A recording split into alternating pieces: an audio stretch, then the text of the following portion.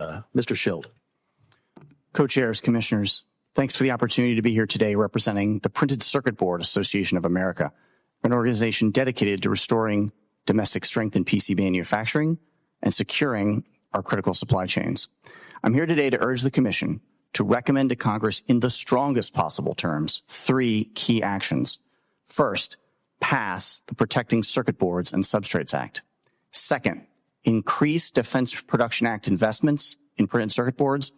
And third, mandate the domestic sourcing of PCBs and integrated circuit substrates for all federal government electronic systems. These actions are urgently needed because printed circuit boards are the foundation of every modern electronic system. Whether it's a fighter jet, a telecommunications satellite, a hospital ventilator, or a smartphone, from F-150s to F-35s, none of it works without PCBs. They are essential, ubiquitous, and largely invisible, but our reliance on them, and increasingly on foreign and sometimes adversarial suppliers, poses profound economic and national security risks. A printed circuit board is not a simple green piece of plastic. PCBs are a complex microelectronic system made of a non-conductive substrate with a copper trace etched or printed onto its surface. Components and integrated circuits are mounted to the board and connected to these copper pathways. PCBs can have between 6 and 60 layers, depending on the complexity of the end-use application. Today, more than 90% of global PCB production occurs in Asia, with China alone producing close to 60% of the world's supply. In contrast, the United States now produces just 4% of the world's PCB supply, down from roughly 30% in the year 2000. The supply chain includes mining and refining of critical materials, chemical treatment, drilling, etching, plating, all of which requires advanced tooling and labor. The critical point is this: the geographic concentration of production introduces serious strategic risk, especially when it involves a nation like China that is both our competitor and our adversary. China's dominance in printed circuit boards is no accident. It stems from state-directed industrial policy, decades of government subsidies, control over upstream materials, and the centralization of electronics manufacturing within its borders. In fact, today, United States companies are not competing against Chinese companies. U.S. PCB manufacturers are competing against the Chinese government. Despite this global shift, the United States retains some vital PCB capacity, specifically in the high reliability segments of aerospace, defense, medical, and industrial applications.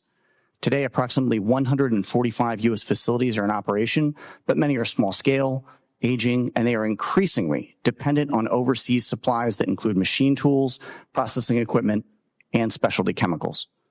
In addition, this reliance on Chinese PCBs poses an even greater national security risk. PCBs are a very tempting target for embedded threats and alternative attack vectors. A single malicious component embedded in military systems could compromise its performance, open it up to surveillance, or disable it entirely in a time of conflict.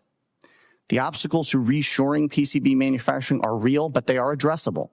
They include high capital costs and long return on investment, a lack of a stable demand signal across both the commercial and defense markets, dependency on foreign equipment, chemicals, materials, and most importantly, the lack of a coherent national strategy or incentive structure to restore and reshore our capacity.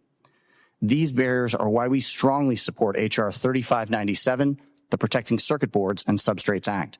This bipartisan legislation would offer targeted tax credits and investment incentives to rebuild America's PCB base, just as the CHIPS and Science Act has done for semiconductors.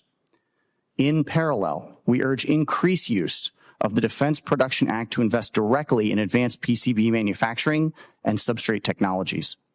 In March of 2023, the White House added PCBs to the Defense Production Act list, and since then, DPA funding has been instrumental in securing key defense supply chains. To date, the Pentagon has spent close to $115 million on domestic microelectronics, but this amount is woefully inadequate if America wants to retain its technological leadership at scale. While the United States considers what to do next, other nations are aggressively investing. Countries like Vietnam, Malaysia, and Thailand are expanding their PCB capabilities. And while our allies in Taiwan, South Korea, and Japan remain reliable, no foreign source can replace the need for secure domestic production, particularly in the national defense and critical infrastructure segments. Our members rely heavily on foreign-made production equipment, photoresist, plating chemistries, and even design software, much of which originates or flows through mainland China. These represent single points of failure. Any disruption, natural, economic, or man-made, has the potential to halt production, delay defense programs, or cripple the rollout of emerging technologies, including artificial intelligence. The CHIPS and Science Act enjoyed rare bipartisan support because members on both sides of the aisle understood the need for America to lead in semiconductor innovation and production. But as we often say in our industry, chips don't float. Semiconductors are part of a technology stack, which includes integrated circuit substrates and printed circuit boards. And as semiconductor technology matures, commensurate advances in PCBs are required. Today, China leads in ultra-high-density interconnect, flexible PCBs, and advanced substrate technologies. And this is due to their investment in state-funded labs, integration with domestic OEMs, and sometimes the reverse engineering of Western designs. All of this has allowed Chinese manufacturers to aggressively climb the value chain. If the United States is to regain our leadership in microelectronics, bold and immediate action is required.